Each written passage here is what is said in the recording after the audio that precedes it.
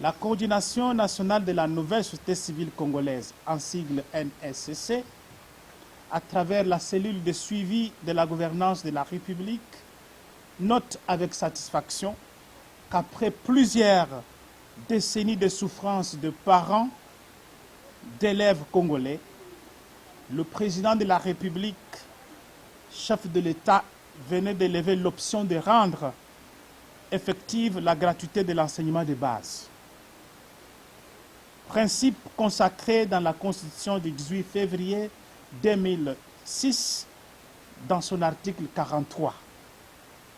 Cette décision courageuse et salutaire vient de soulager tant soit peu le poids de prise en charge des enseignants par le parent d'élèves congolais, alors que cela était de la responsabilité de l'État.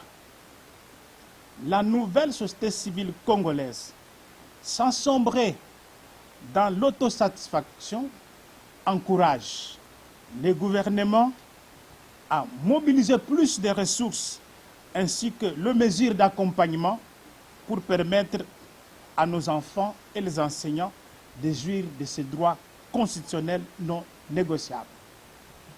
C'est dans ce contexte, seulement dans ce contexte, que s'inscrit notre appel de ce jour à l'endroit des parents, des syndicats, des enseignants, des chefs d'établissement, des gestionnaires des écoles publiques, des mouvements citoyens, des églises, des ONG des droits de l'homme, de jeunes, de femmes, des élèves, des étudiants, etc., pour se joindre à nous le samedi 9 novembre 2019 à 10h sur le boulevard Triomphal, en face du Palais du Peuple, point de départ de la grande marche pacifique de soutien à l'effectivité de la gratuité de l'enseignement de base en République démocratique du Congo, avec comme point de chute le cabinet du ministre de l'EPSP, à qui un MMO sera réuni. Tous vêtus en blanc, chemise, blouse, t-shirt, etc., lèvons-nous et marchons le 9 novembre 2019 à 10h pour soutenir l'effectivité de la gratuité de l'enseignement de base en République démocratique du Congo. Peut-être que les deux spécialistes qui sont à mes côtés, rassurez-vous, ils parlent beaucoup de l'éducation, ils vont revenir là-dessus avec le détail. Je dois signaler que nous devons faire la différence entre les écoles privées et les écoles qui dépendent de la charge, des charges de l'État. Donc, est-ce que Moamba n'est pas dans le cadre des écoles privées? Ça, je ne sais rien dire là-dessus, très largement. Mais je pense que le seul régulateur du système d'éducation dans le pays reste l'État congolais. Donc, l'État congolais, à travers les mesures d'accompagnement, il y a des cas isolés qu'il doit traiter. Et c'est dans ce contexte que s'inscrit notre démarche. Nous ne soutenons pas parce que nous voulons dire que tout est bien fait. Nous disons qu'il y a des problèmes qui se posent. Et il n'y a pas un problème de préparation parce qu'à un certain moment donné, il fallait qu'on prenne la décision. Et la décision, elle est prise au moment où les parents s'attendaient le moins. Et nous devons profiter de ces moments pour que d'autres mesures qui doivent accompagner cette décision soient amplifiées et soient prises. Donc, nous n'oublions pas qu'il se pose des questions. Il savait aussi, mon collègue peut-être va amplifier ça, et il savait aussi qu'il y avait des gens qui avaient fait des écoles, leur centre d'enrichissement, sur les dos des pauvres. Sur les dos des pauvres. Et aujourd'hui, nous ne voulons pas que cela puisse revenir. Nous pouvons voir aujourd'hui les enfants de toutes les catégories, y compris les militaires, y compris les policiers, y compris même nous-mêmes, les gens qui n'ont, les chômeurs. Aujourd'hui, ils ont là une possibilité de faire étudier les enfants. C'est en ce nom-là que nous, comme une action citoyenne, nous estimons que nous ne devons pas nous soustraire. Par contre, il faut accompagner cette action pour que finalement les enfants puissent, c'est l'avenir de demain. Si on veut détruire une nation, il faut détruire son système éducatif. Et là, nous sommes dans un cas où le système était en train d'être détruit au profit des enfants, des hommes et des femmes riches. qui peuvent faire voyager et faire étudier les enfants. Mais aujourd'hui, chaque Congolais a la possibilité de faire étudier son enfant. Voilà pourquoi nous estimons qu'il faut accompagner cette mesure par une grande marche. Une grande marche. Il faut être sorcier pour ne pas soutenir la gratuité de l'enseignement dans notre pays. Voilà pourquoi nous appelons les parents, les élèves. Nous allons nous mobiliser tous pour que les neufs, on puisse sentir, si le gouvernement a la possibilité de reculer, il ne sera plus reculer. Parce que nous, c'est un bien acquis et nous devons accompagner ce bien acquis. Je crois que c'est Serge à moi. Pour compléter un peu, je pense. Nous avons les écoles généralement classiques donc, dans l'enseignement qui relèvent de la compétence du ministère de l'EPSP, aujourd'hui devenu l'EPST. Vous avez les centres pour le groupe vulnérable du ministère des Affaires sociales et ces écoles d'application. Alors, le problème est que même si ces écoles-là sont des laboratoires pour l'enseignement supérieur et universitaire, mais l'enseignement supérieur et universitaire, ce n'est pas un secteur privé, c'est un secteur public. Donc c'est comme si on dirait, le bras m'appartient, mais la jambe ne m'appartenait pas. Alors c'est un problème qui a été soulevé. Voilà pourquoi, dans la marche, nous voulons assez que la commission de suivi et évaluation soit mise en place. Parce que la gratuité, c'est une grande réforme. Il y a beaucoup d'effets induits. Dans les écoles d'application, ce sont des écoles qui appartiennent au secteur public.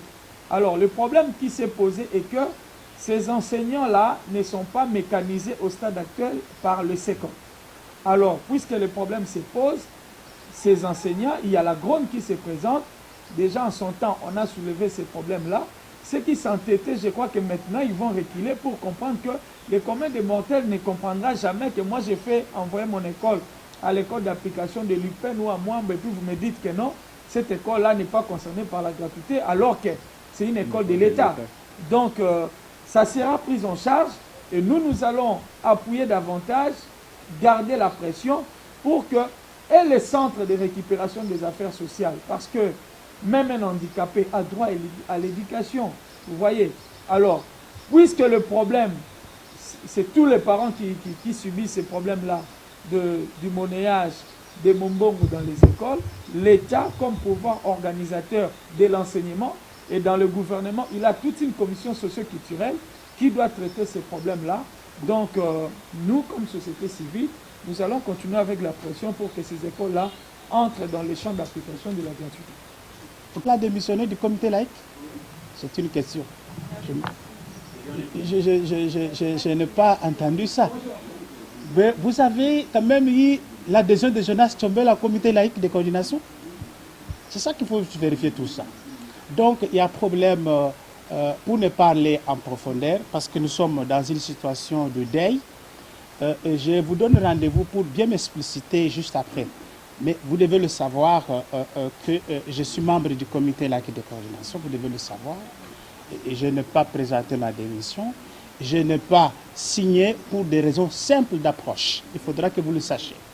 C'est l'approche interne au comité laïque de coordination qui ne m'a pas permis de signer cette déclaration parce que j'estimais que lorsque nous avons annoncé la croisade suppose une série d'actions et d'activités. Et j'estimais que la marche devait être une étape ultime après cette série des activités. Ce qui n'a pas été le cas. C'est pourquoi peut-être que je n'ai pas pu signer, mais je suis au courant de tout ce qui se passe au niveau du comité laïque de coordination et tout le travail qui est en train de se faire autour de cela. Parce que nous avions une démarche pour rencontrer le Premier ministre, nous avons une démarche pour rencontrer le procureur général de la République. Tout cela devait être entré dans la ligne de la croisade.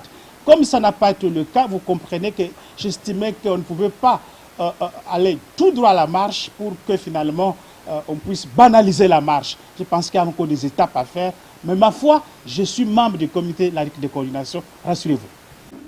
C'est vrai qu'il y a quelques problèmes comme réforme.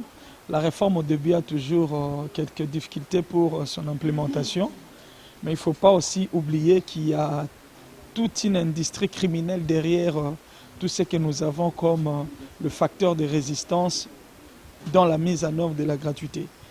Le plus grand souci que tout le monde avait de crainte, c'était le réajustement du salaire des enseignants.